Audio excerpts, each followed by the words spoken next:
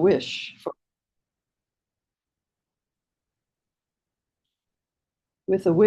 for all beings to be free, free of the constriction and contraction of held belief systems and thought patterns, free of the automatic reactivity of learned and held emotional patterns, and free of the isolation and suffering of distorted perceptions. I will always go for refuge.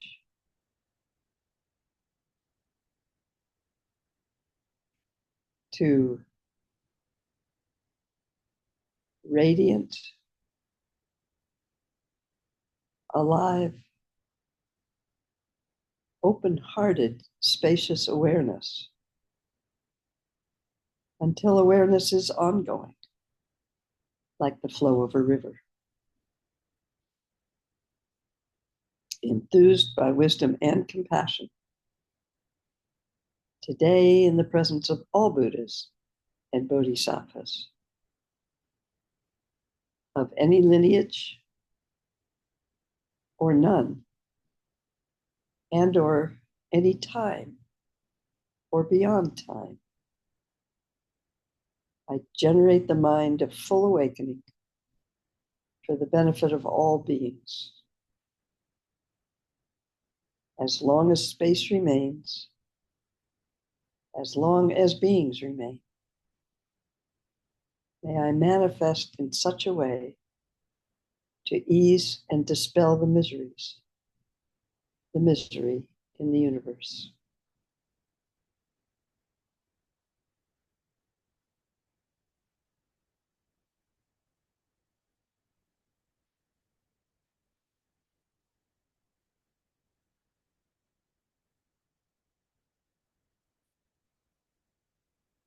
I was noticing this morning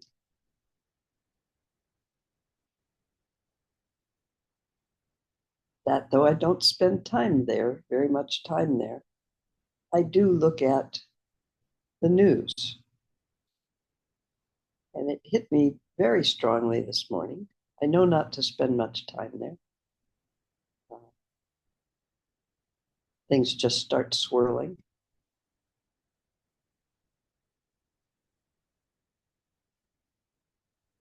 But it occurred to me, we'll see how this comes out.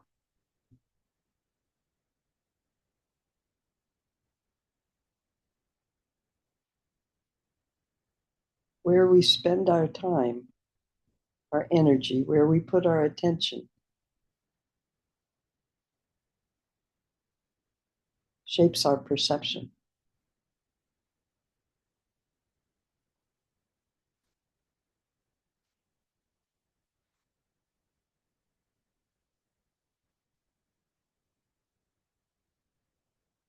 That's occurred to me before. It probably has occurred to you.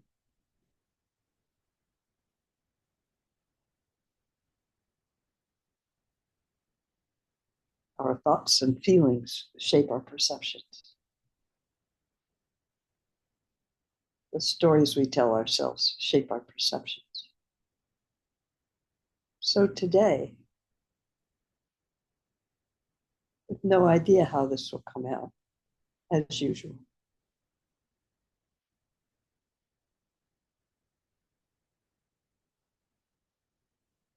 how many manifestations of Chenrezig are present in this very moment in our world?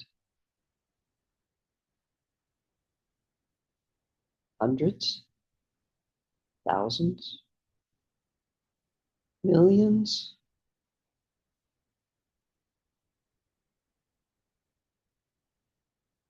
Often when we open to how many beings are simply trying to share their life in a way that is of benefit to others, which oddly ends up being of benefit to them. Not so much separation there. The Dalai Lama always says, if you want to be happy, be of service to others.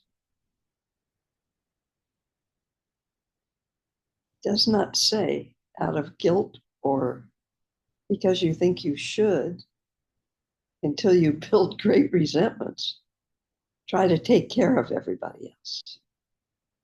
It takes a certain level of wisdom, in my experience, because Lord knows there's times I have had none, probably still happens, to actually be of service. Just openly listening to someone without trying to fix anything may be the greatest service we can offer to anyone in these days, or any days.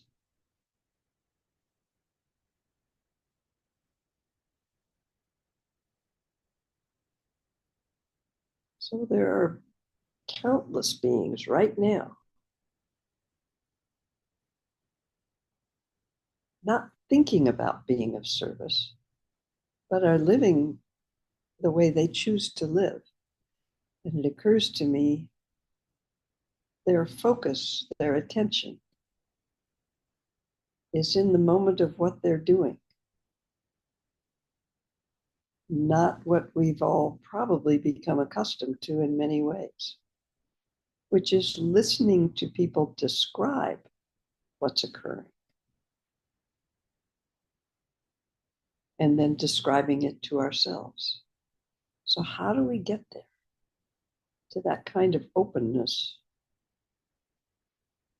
not trying to be anything, simply being able to respond, not being able, simply responding very naturally? It helps me to realize how many beings find incredible joy and meaning in their life. I don't even like the term, because who are they being of service? Who are they being of service to? If what they're doing brings them joy and meaning, connection, purpose. So that whole being of service to others can be definitely misunderstood. And we often hear it as, I have to give something up so I will be of service to others. And that's not at all what's meant. Where's your passion?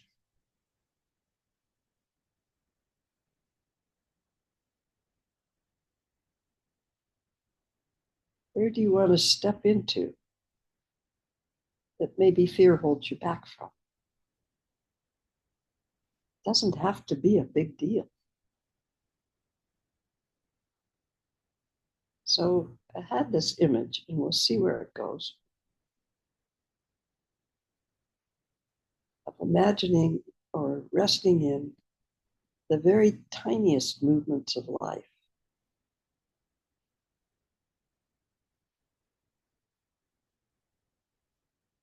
Whether you rest into the idea, because we don't actually see them. If you do, let me know.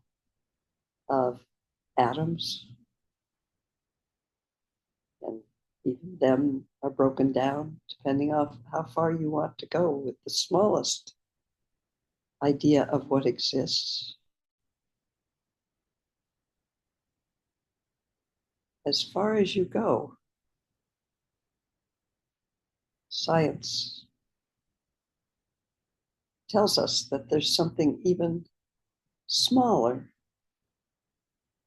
to the point where in some theory, I'm not a physicist, like string theory, if I certainly don't understand it, but my impression is it's simply movement. Nobody's quite sure of what's moving. Doesn't that sound an awful lot like what Lama Lena talks about? The stillness beyond duality and the movement where nothing moves. Well, we could say that as no thing moves. Yes, the wind moves. We can't see it. We can feel it. We can see the effect of wind, but we cannot see wind, or I can't.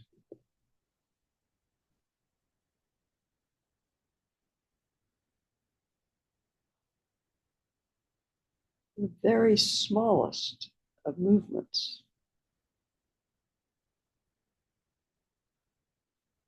As I was resting here, I was just allowing that to sort of happen naturally, open into the incredible display of life. There is life in conditions that it doesn't seem credible. It doesn't seem possible life could exist. And yet there it is in great depth and pressure, incredible heat, toxic and not that would be toxic to us, acids and fumes, and yet there is life. There is the movement of no thing.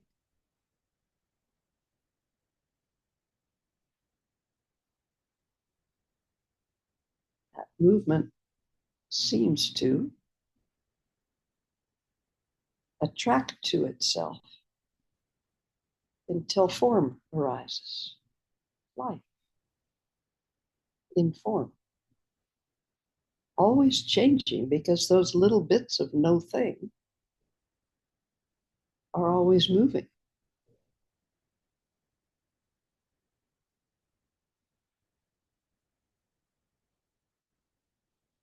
Whether we just look at the earth and the manifestation of life on earth,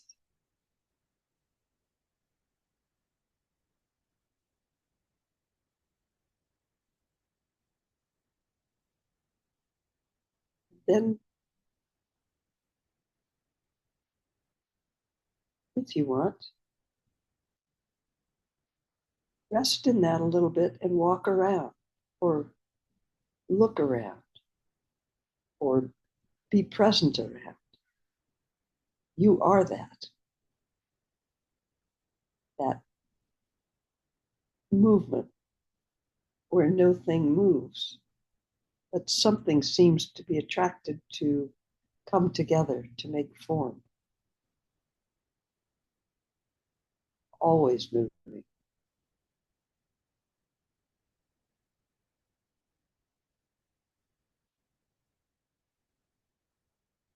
Resting in that on the cushion.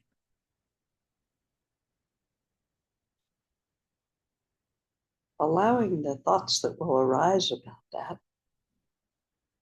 More movement where no thing is moving.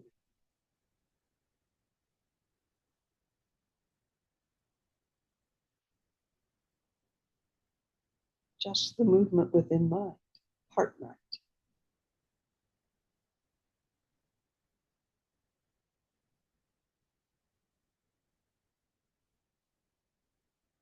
We have a habit of following those thoughts or feelings.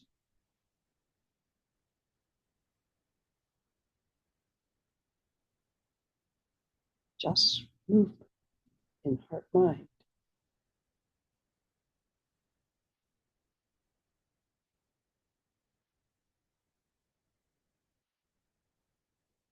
Life, when I rest there in that sense of movement and the attraction of life toward life,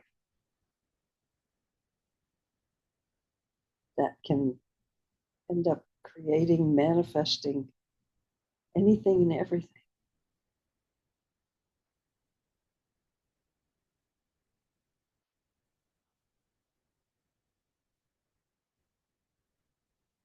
Something changes.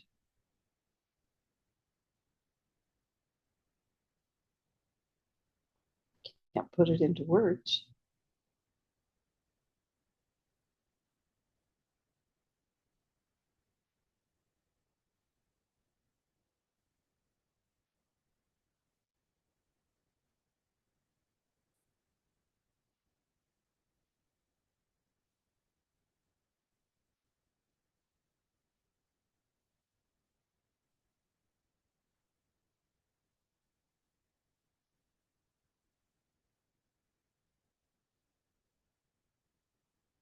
Resting right there. And then, if you want to,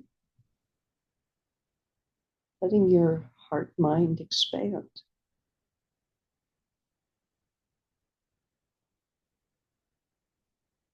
into the universe. Longer, Rinpoche used to say, with the translation by Lama Lena. Words to the effect, as far as your imagination reaches, your mind reaches.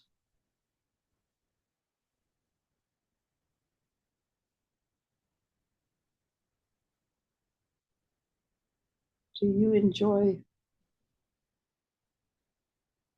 on a warmer night than many of us are having, if you happen to have a clear sky, looking up at the stars?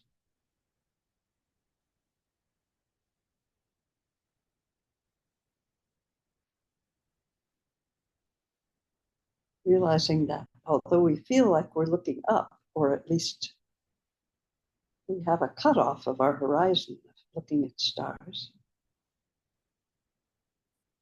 everybody on our earth looks up and sees the stars. Their up is just very different from our up. Isn't that fun? We are surrounded by the universe of stars.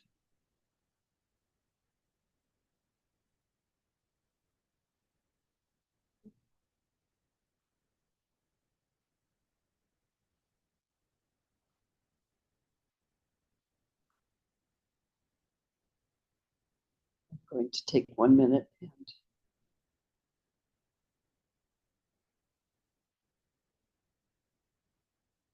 set a translation.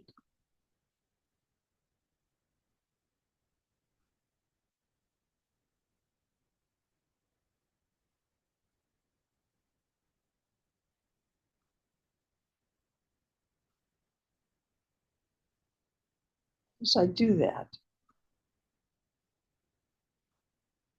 it's a doing, and yet it does not hide, distract, change the openness of whatever experience I'm having in this moment. Just movement.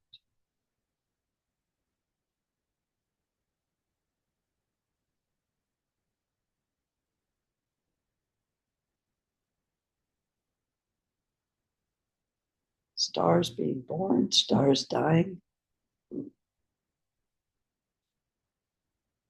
Perhaps you enjoy really resting in and imagining the multiverse,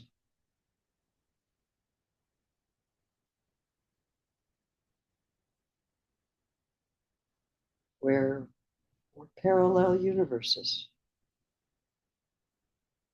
slightly out of sync in such a way that most of us can't see them.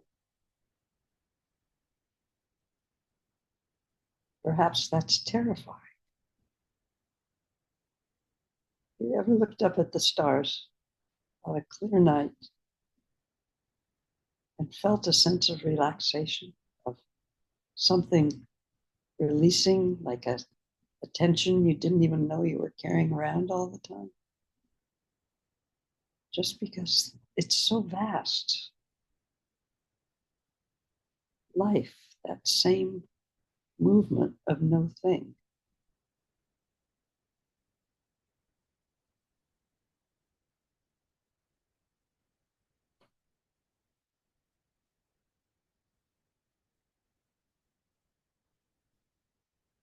the vast majority of form is space.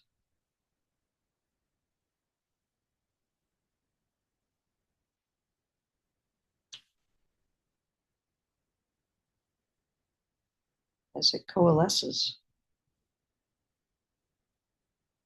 perhaps life being drawn to life. It's an overlay. You may sense that, experience that.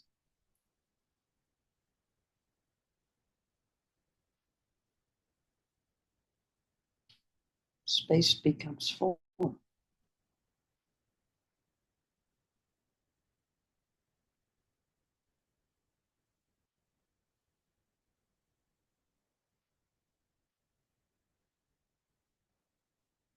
You ever had the sensation?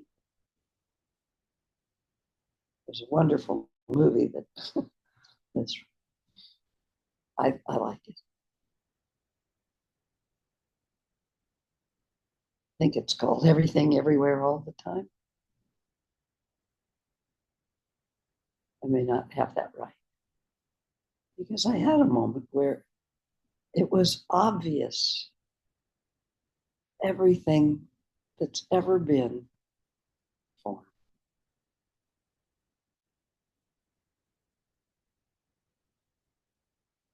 is everywhere,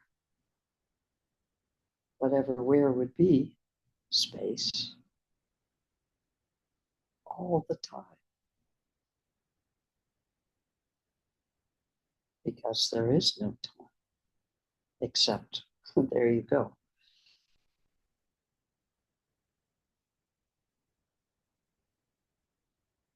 What happens if we allow our attention again and again?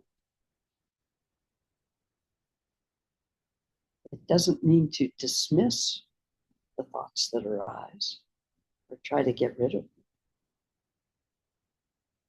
But perhaps the only control, if you'll pardon that word, which is kind of a joke, we have is a choice of where we put our attention. Once we've seen or had pointed out in a way that we could experience the vast openness. Well, any word I say that's a description will not be true, where everything arises and dissolves in every moment.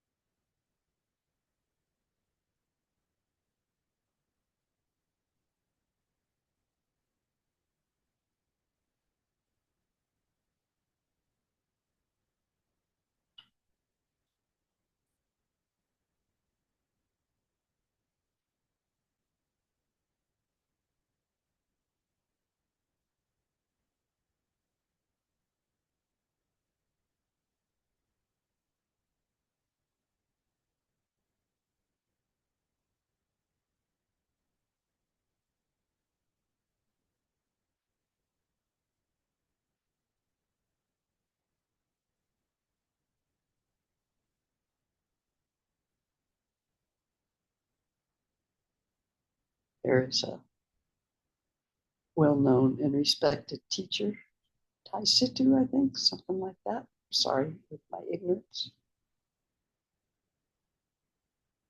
He's running an in-person 7-year retreat. So you go once a year, I think, for a certain amount of time, maybe 3 weeks, 4 weeks.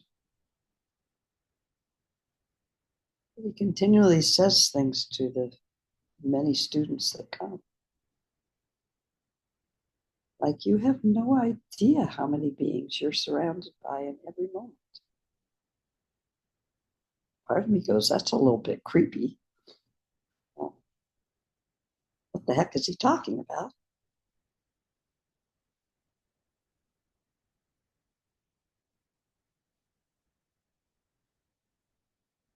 All I know, all he's referring to is the movement where nothing moves. I don't know.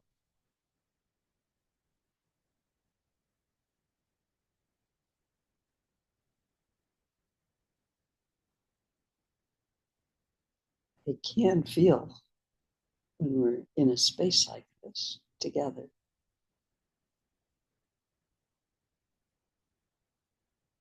The attraction of life for life in each form that arises, even if everything's moving, and that form re-arises in every moment, every breath.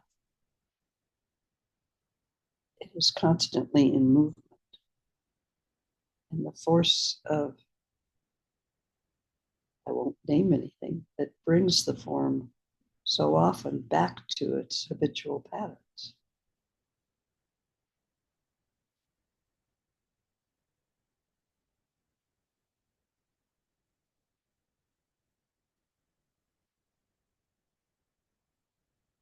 They talk about the suffering, isolation and suffering caused by distorted perception.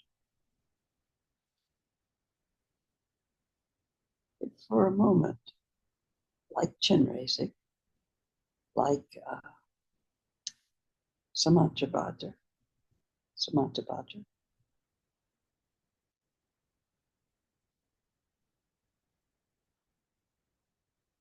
we actually experience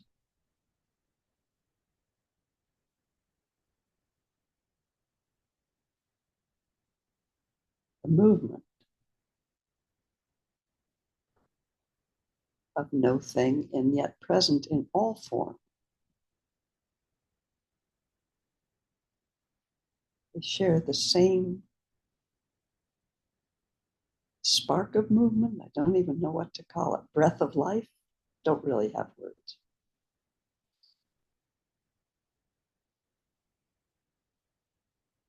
With every form.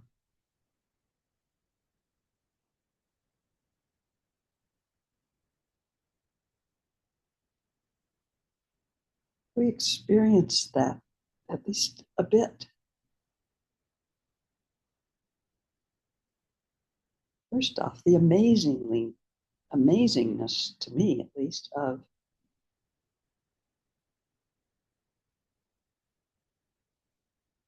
the manifestation of form, of life everywhere. After total devastation, California, where I am, it's a great deal of, well, our devastation comes a great deal from fire. And almost immediately there's life there. Little bits of life start to recoalesce.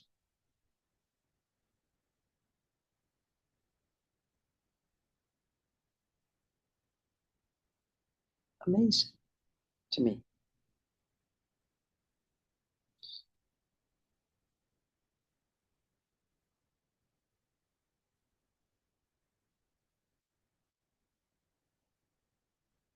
We turn our attention, our awareness towards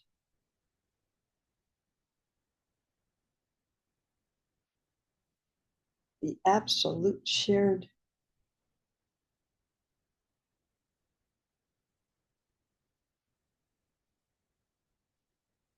elements,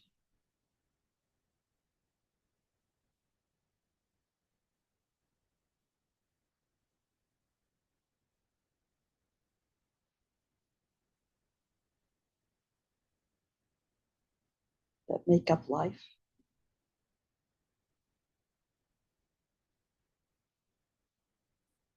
Really just coalescing movement again of all life.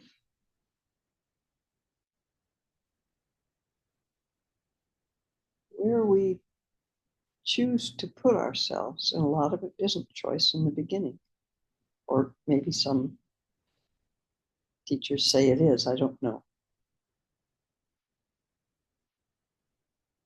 That I'm not going to touch, I don't know.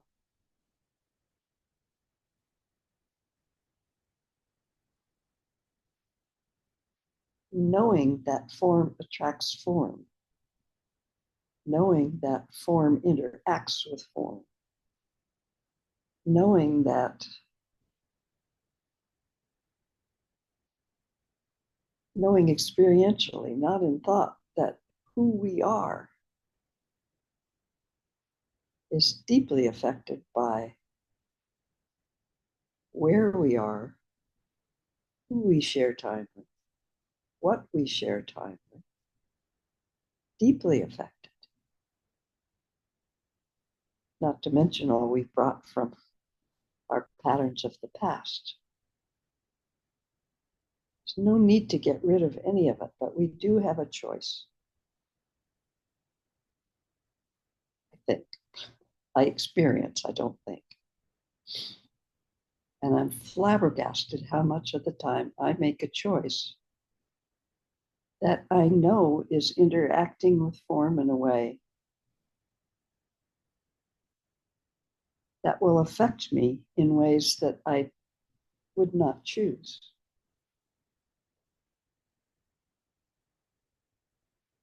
And I have to, for me, look at what am I afraid of?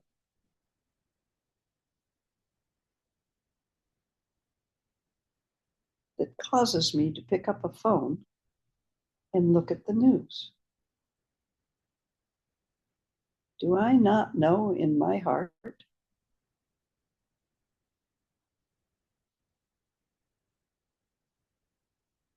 where I would like heart mind to be to rest? That movement that does not move. No, where no thing moves, sorry.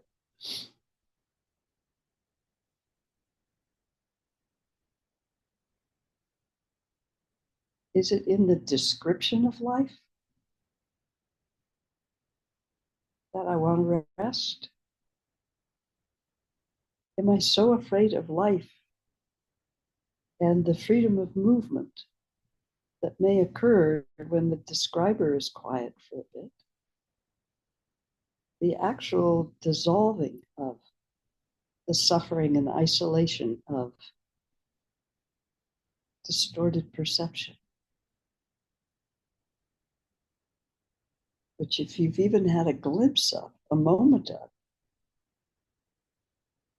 is beyond, obviously beyond description.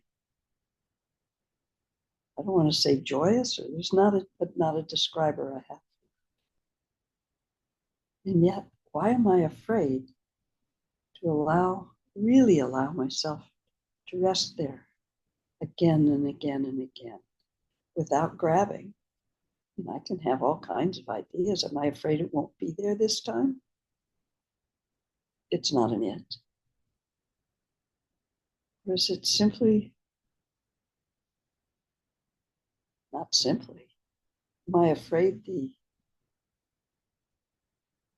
attraction of whatever no thing comes together to make this form, even though it's changing all the time? Am I afraid it will dissolve? I don't have to figure out what I'm afraid of. But it's wondrous to me when I just notice and I separate out again in, can't really, but in habit.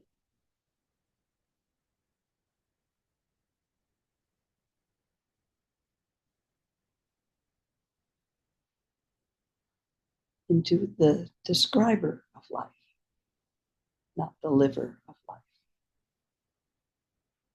the experiencer of life. It's amazing to me. And I have great respect for the power of that. Whether I can name it or not, the power of the continuity of pattern. So powerful that there are countless ways to shift those, to allow those patterns to shift. I can't shift them very well. The very exercise of resting down. It's a teacher that actually, this is her main teaching, is to allow everything in our body is supported by connective tissue, by bone structure, allowing our heart to rest down into the support of what holds it, allowing every part of our body to rest down into the support that is built into our body so we don't just liquefy onto the floor. That's the term she uses, resting down all the way to the center of the earth, which oddly opens the entire spaciousness of the universe. Seems like you just get grounded, right? Amazing. So many methods to notice. And yet, habitually, I will step back and figure it out, describe it, whatever it is. Try to get a handle on it. Actually be uncomfortable with the utter openness. A descriptive word, not useful, but I don't have a better one. The experience of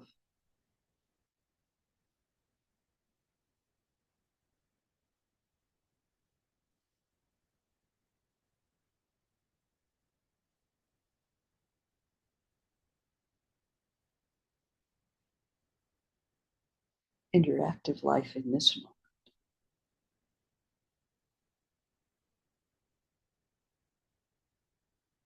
Almost like there's a part that gets really nervous and wants to grab at something. People say, well, I think I had a glimpse, but then it was kind of boring. No.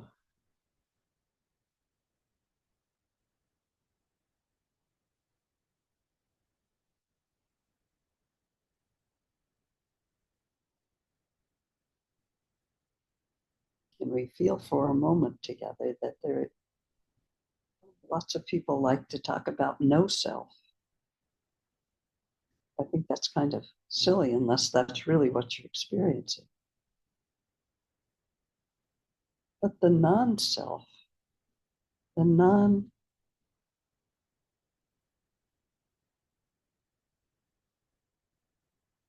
experience of constant movement in us, around us,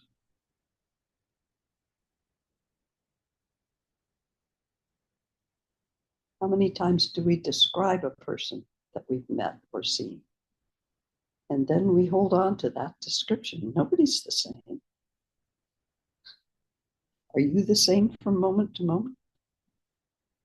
Are you kind sometimes just because it happens? Are you angry sometimes? Are you all tied up in a tight, contracted ball because you can't figure anything out? Or for whatever reason, you just can't seem to get 2 inches from yourself? All of us. Yes? There's not a single thing that's consistent about us.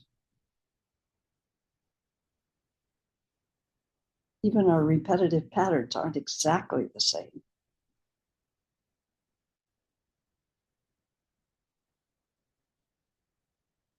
How do we learn to rest into the openness of everything, everywhere, all the time? Ooh, seems a little overwhelming, doesn't it?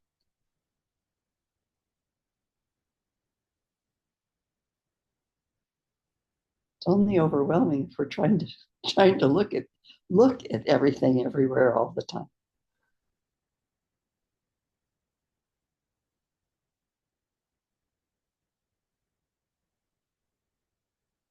What is it to be free? I was struck this morning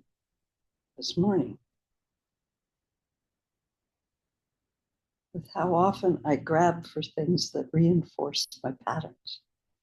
And I have the great fortune of being able to be with many of you, with people on this whatever path we're on. Not the same for anybody. exactly. So I spend a lot of time hanging out in a much more open uh, environment, world. It changes me, the me that thinks it's a me. Absolutely changes me. It's one of the reasons I'm so grateful to you. It loosens that knot of self-focus, self-protectiveness. Well, I don't know what it does, but a lot of things shift. How's that? And yet I grab back.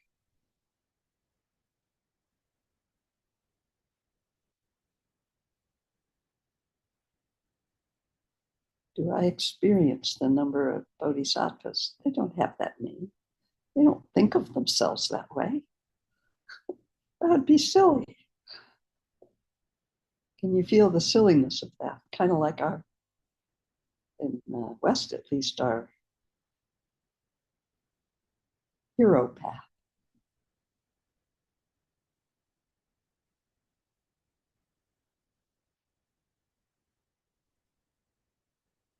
If you like to read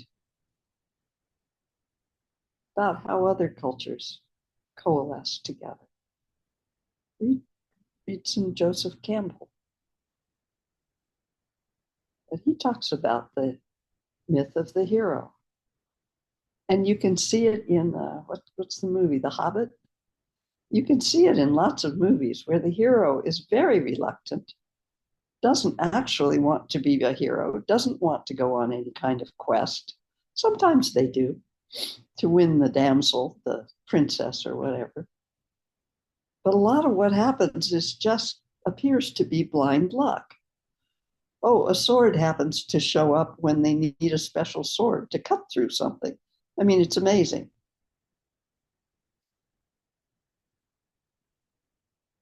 Why did I go there?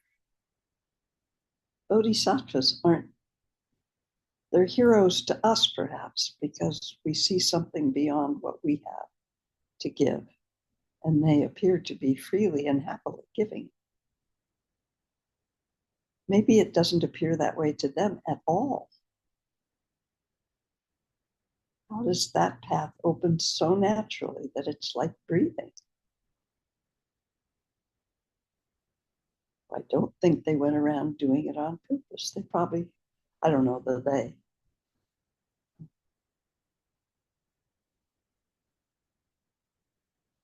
Sometimes I think it's as simple as,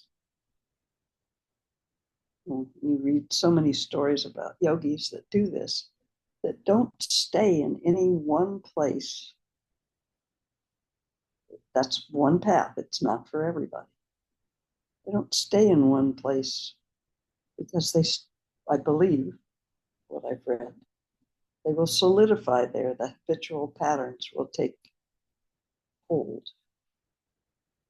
So as form is always moving, there's no static condition, state in any form.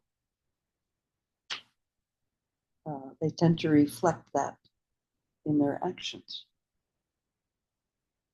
Interesting. I don't know if they think that out. I have no idea.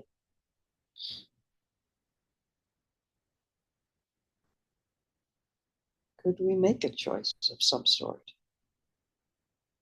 to step away from something habitual and comfortable, even when we know it makes us miserable? Isn't that amazing?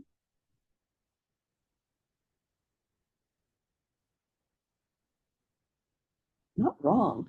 Very, very, very, very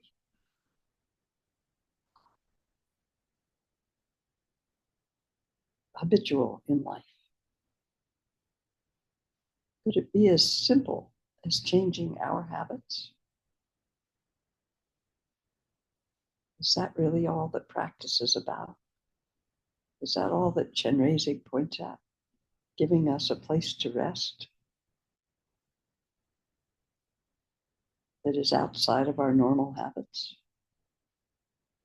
Is that all every teaching is about? Pointing in a direction or pointing at something that is outside our habitual patterns?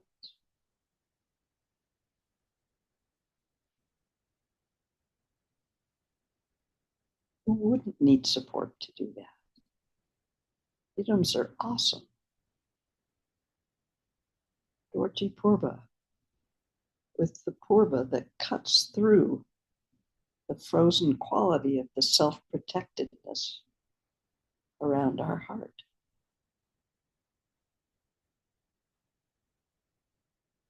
Almost, if you've experienced any of that, and everybody's experience will be different, almost as though the Purba is the heart breaking that shell.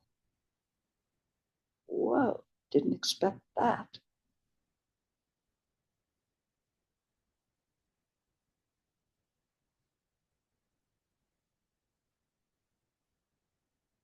Have you been around a being that seems to reflect? The word love is tricky. Pure radiance, pure openness, pure love. I'm just going to say the word. But not the sticky love of this being for another being. Unbounded, unseparated, non-dualistic love. Ever had an opportunity to be around a being like that? Well, if you noticed it in someone else, might it be you also? How else did you recognize it? Ooh, what the heck are we afraid of? We don't have to figure it out. I think I said that. But it is nice to have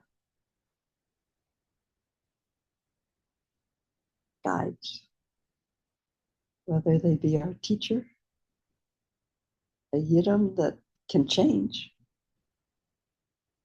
You don't have to hang on to the same one. Is it inside or outside? Depends on your mood, doesn't it?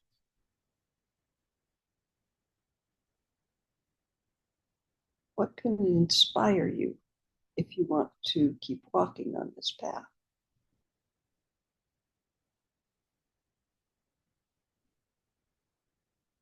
Chenrezig, who notices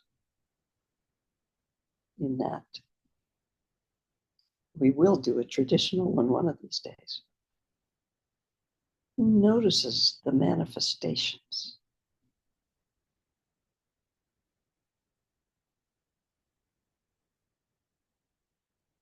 And notices the isolation of the distorted perception of separation.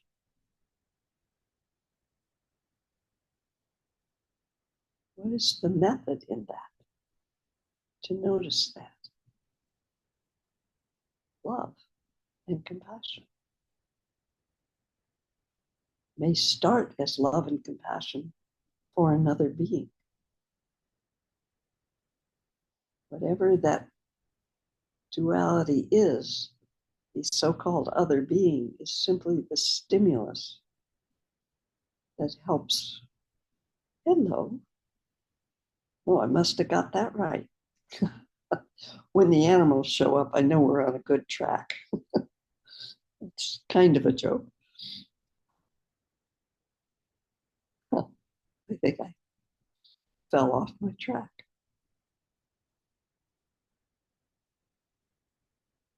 Yeah, we may start, but it is only the stimulus that helps our heart to open. That's the stimulus. That's not pure open-hearted love. That's not bodhicitta.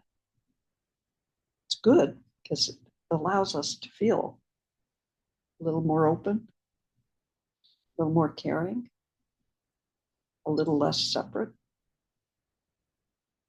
Can't even tell you all the things I've done to mess that up, but trying to hold on to the stimulus and make them be how I want them to be.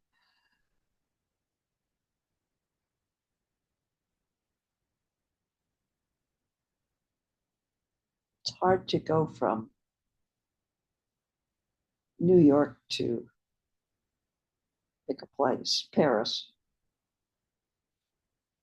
without having a journey.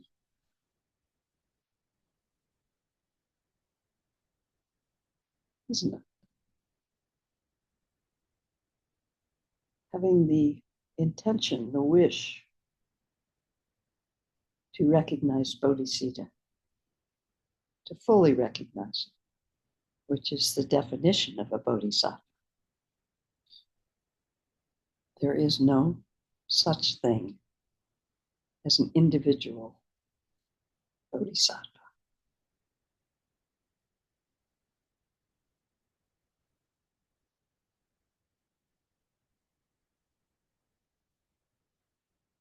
So we start where we are.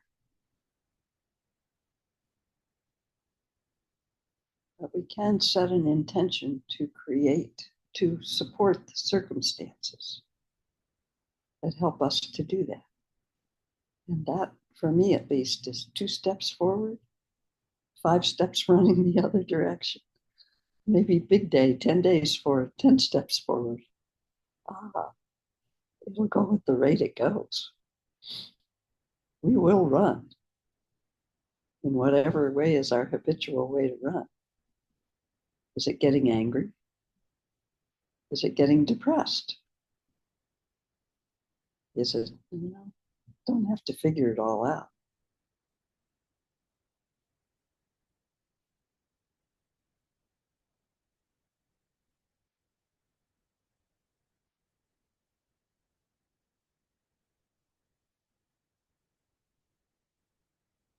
We can take little tiny steps, not in a linear path, but to be more around. There's a reason Sangha is in the original 3 refuges, right? Buddha, Dharma, Sangha. Well, if it's the Sangha that we often run into, where all kinds of crap happens, sorry, it just does. That's almost the purpose of it, to bring up all the crap. So there it is right in our face. Not necessarily true of all Sangha, or definitely not true of all moments within the Sangha. I don't actually know what Sangha is other than a group of beings engaged, regardless of what actions arise, because they can be pretty hairy, in a wish for something to change. In a wish to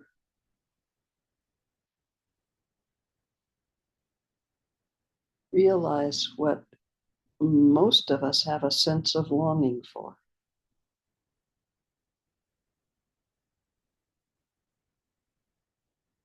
And you all do things along that. I know a lot of you well enough to know you all do things along that. Every time we sit and relax, I don't care if it's on a cushion, I don't care if it's walking, actually, you don't have to sit. And allow our thinking, describing mind to relax a little bit. That's an action that may create the cause for more things to open.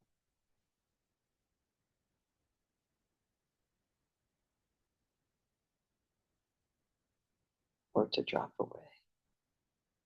What helps you? What yidam? If you have a yidam. It doesn't have to be a formal practice, although for many people that helps. The grandmother, Redleaf, that I've talked about, Cherokee grandmother I was lucky enough to spend time with. There's a lot of ritual in her tradition, a lot of ritual that brings people together to share in a ceremony. And I said, so what's all that about? Being the curious one that I am.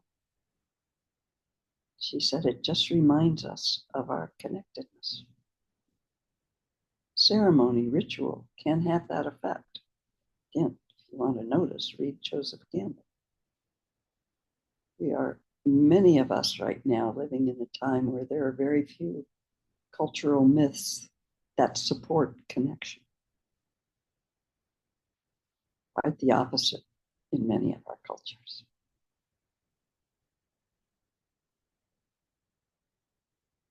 So perhaps we will make them ourselves.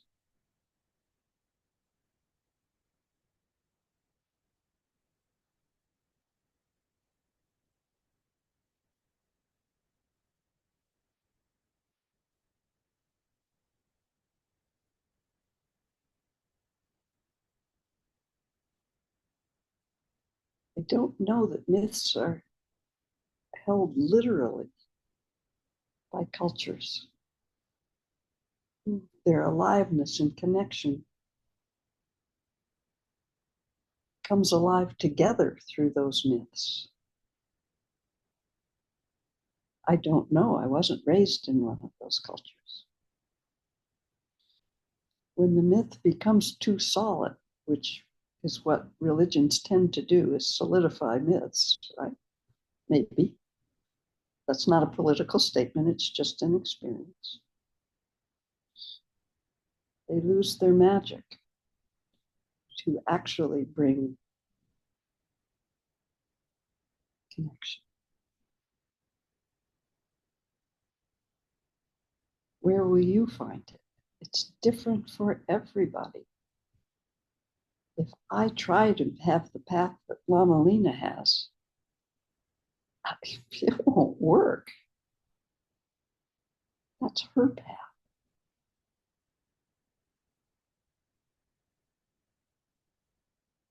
If I try to have somebody else's experience, I might get a taste of something. What do you want to experience in your life? What grabs you back in and away from what you want to experience? It's not a figure out thing. I know it may sound like that. We open again and again and again and again, and we contract again and again and again. It's just life. It's okay.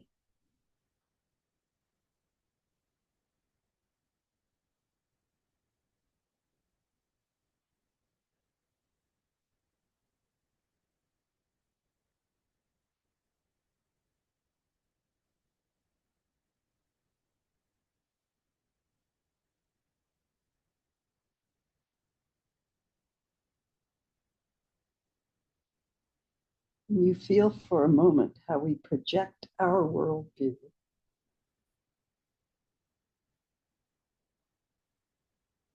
on everything that occurs. In my country, we have a president that nearly half the people can't understand how that could happen, while the other half of people are delighted that they will get something that they want, that they think is needed. It's the same circumstances, absolutely opposite projections on what is happening. Are those useful in any way? Or are we courageous enough to walk our own path? So easy. There's so many older people in our country that are sucked into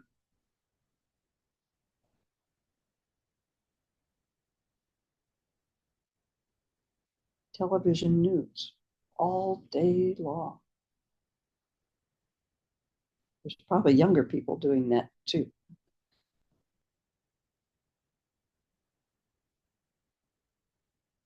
How do we want to live our life? What supports would we need to do that?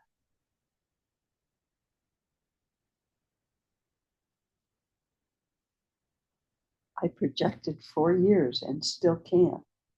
My wish to offer to trees, to nature, to offer whatever love, I don't know, that didn't have a description. But I made an artificial separation and I never noticed. Well, I knew I felt better in nature. Always feel better when the other beings outnumber humans. Kind of brings a balance to my world. Trees are a source of refuge.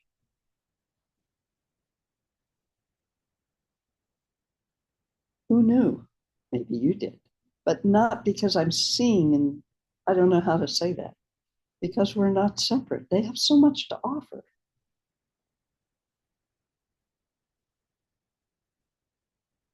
Where are all the refuges in your life?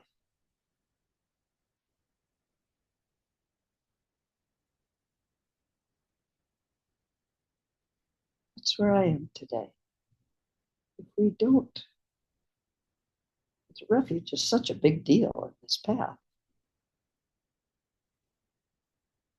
Somebody else's refuge is not likely to be yours. Even if we call it the same thing, I take refuge in the Buddha, that means something different to every one of us, I'll bet you.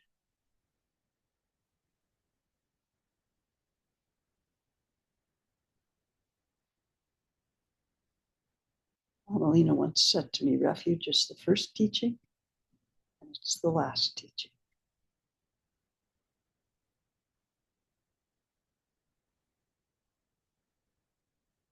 And every teaching in between, probably, but she didn't say that, but I suspect that's true too.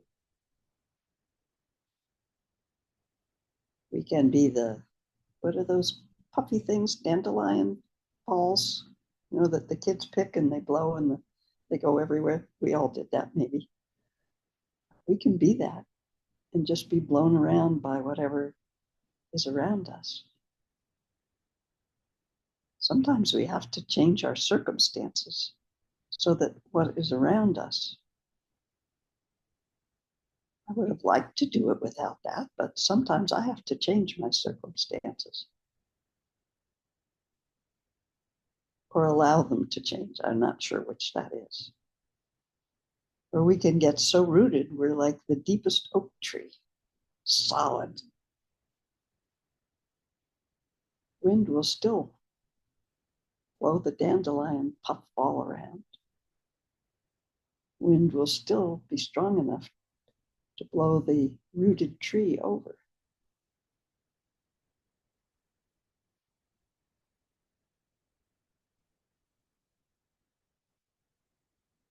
Wind does not affect open spaciousness. I like that.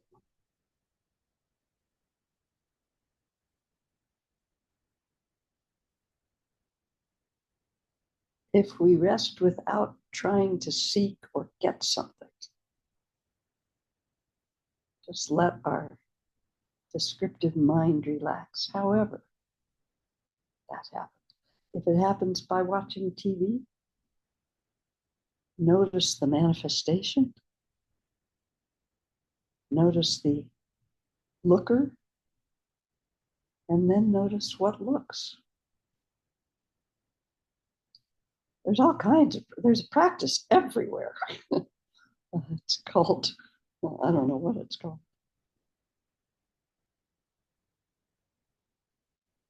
How will you relax? The describer. Allow the describer to relax again and again and again until the wind doesn't blow the awareness away. The wind just being all the distractions. What support do you need?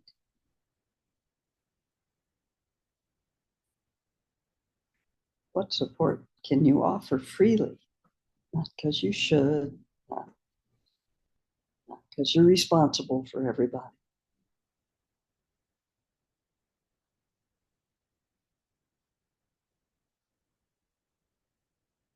Who are you?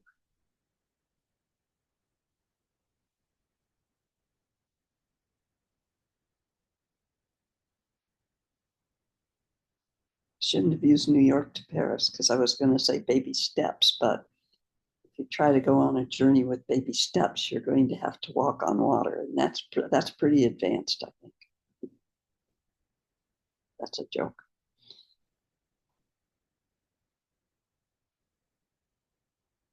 We stop grasping and trying to get something, and we rest. Just rest our mind. That.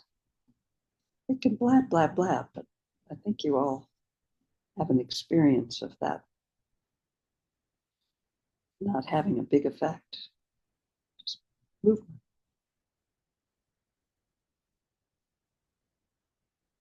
All kinds of things will arise. Creative, I don't even like the word practices that much. Simple methods to turn our attention that work for you will arise out of your very own heart mind. It's wonderful to have all the teachings that we've had. Fantastic. When do you pick the ball up and allow your own awareness to give you teachings?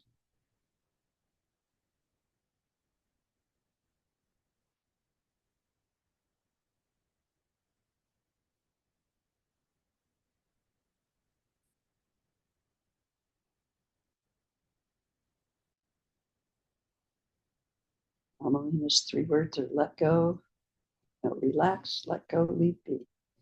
Anybody able to do that on command? But it can be a reminder, a pointer to the times where not times, to the experiences of relaxation, letting go, and leaving be. Otherwise, we're just grabbing. Oh, yeah, it is possible. Not always, but I have experienced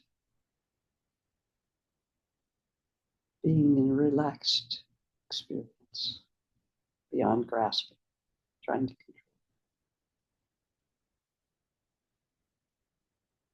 with nothing to grasp, nothing to hold, nothing that needs doing.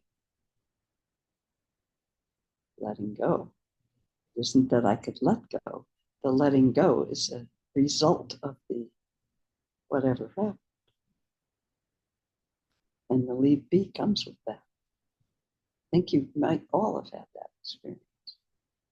Everything's all right. You're full, for lack of a better word. There is no particular you or fullness or description. It just is. There is no it. Again and again and again. The instructions are not instructions, they're results. There we go with that again. If I keep trying, I can remind myself my intention for relaxation, for letting go, for leaving be.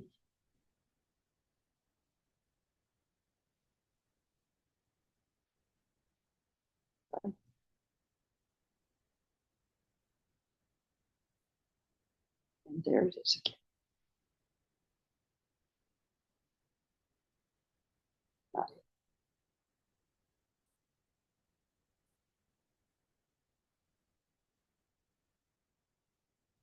Chase the sparklies if you're inclined to chase the sparklies until you don't chase them anymore. You are them. We chase the teachings, trying to get them. Keep chasing the teachings. They set up the circumstances for the teachings to become you, which you already are. We chase until there's nothing to catch. But if there was no chasing, would that ever occur to us? Would that realization ever open? Let's just be where we are and support each other on the path, whatever path.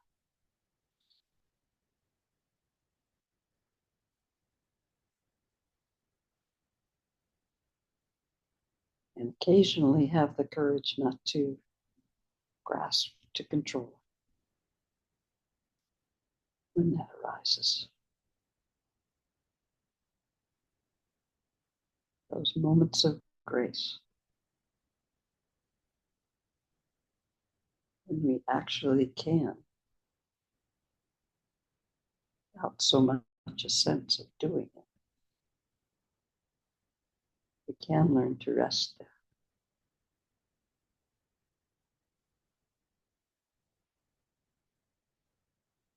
Till the grasping comes up again and the analysis, and then we let it go.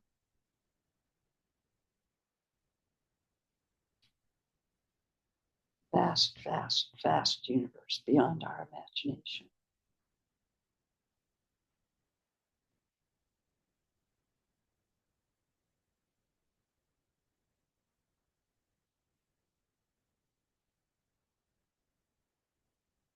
We may be the tiniest possible particle in that universe. Well, not the tiniest possible. We're obviously a tiny, tiny particle in that universe or wave. We are a part. A part, not a part.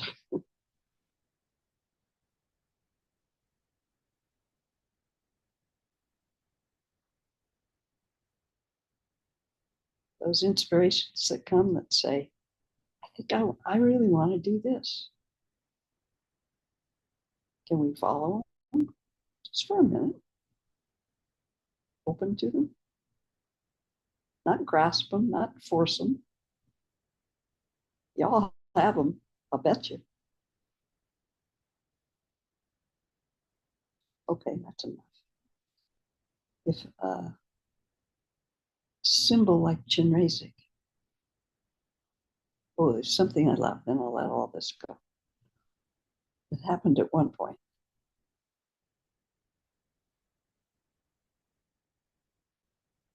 Occurred to somebody to say where they were. What if what we're doing right now is what creates Chenrezig in the first place?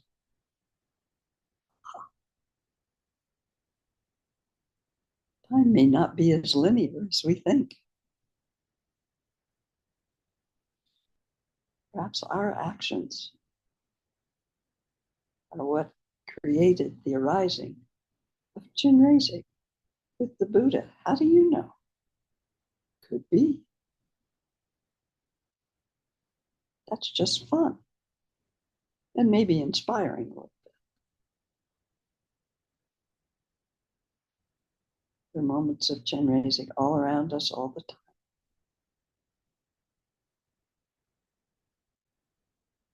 All the time.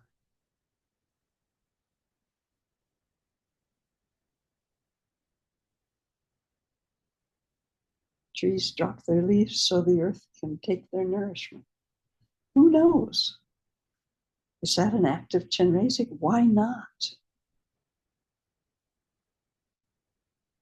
There's not an intentional doing. It's just what happens.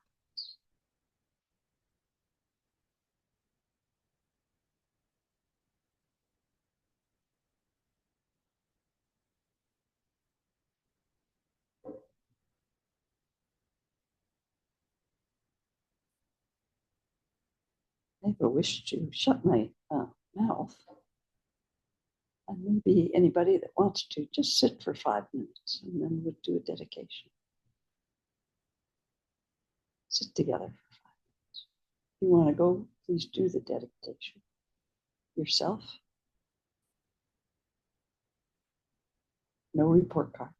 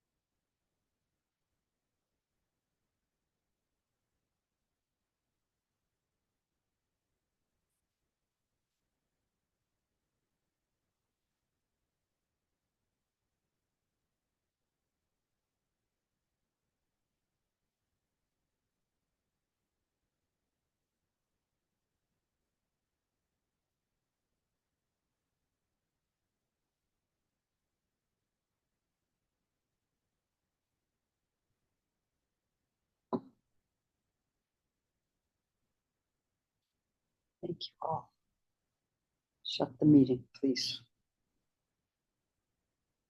Rest wherever you choose. This. Thank you.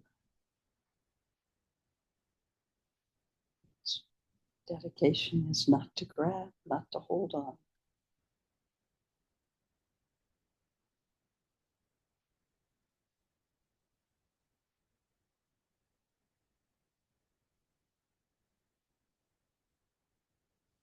Let whatever opens radiate out into the universe, touching all beings.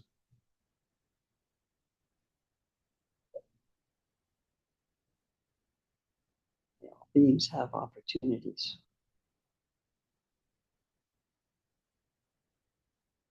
May all beings be free. Thank you all. Pleasure hanging out with this Sangha.